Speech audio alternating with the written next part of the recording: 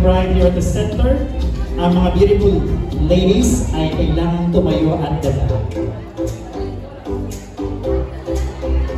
Ayan, mukhang kulang yata tayo. Nasaan po si Miss Bads? Sino po siya? Miss Bads? Miss Queenie? Miss Faye? Miss Lovely? Miss Jane? Wala po si Miss Jane. Miss Rina? And Reggie, wala po. Okay. Okay, beautiful ladies. One of you will become the next to be bride. Remember, there is a superstitious belief na kung sino daw ang magiging next to be groom and bride, ay siyang susunod na mag-aasawa. But remember guys, life is a matter of choice.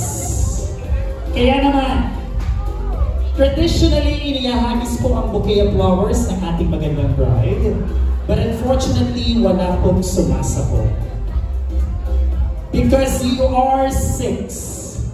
5 times po na mag-a-attempt, na mag-ahagis ng bulaklak ang ating po magandang bride.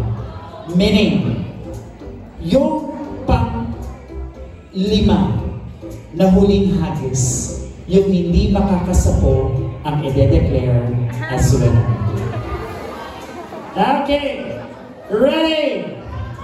In 3, 2, and go! Okay, out na po tayo. Out na. Ayan, out na siya. Ayan na. Eto na ang labanan. Hindi ko alam kung sinong magtatagumpay. Yung bang may maliit na pangatawan o wala na akong sila. In 3, 2, and 1! Okay. Out na. So, sino ang ating magiging next to be bride? And let us find out! Go! Okay, ayan na po. Tatlo na lang sila. Only more to go. Oh, ibang klaseng diskarte. Okay, ready? Anong diskarte ang gagawin mo? Go! Ayan na. 2 more to go. 2 more to go. Ayan. Sige, tingnan natin. Ewan ko na lang kung sino nga ba ang tunay na magiging next to be bride. Congratulations and go!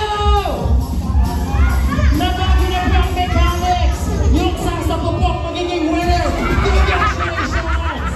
Okay, yes, nabago na po yung na. Ayan. Okay, there we go. Ayan.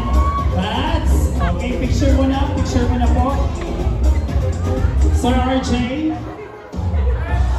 ayan, pasensya na po, bigla pong nagkaroon ng changes sa mechanics. Yung daw pong makakasapo na ang i-declare as winner. Okay, have a picture.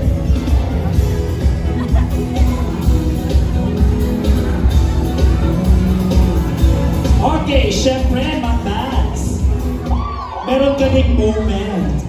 Can I ask you to sit there? Saan po ba? Can I ask you to sit here?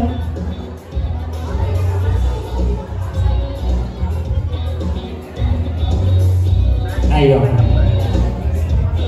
Just sit at the center.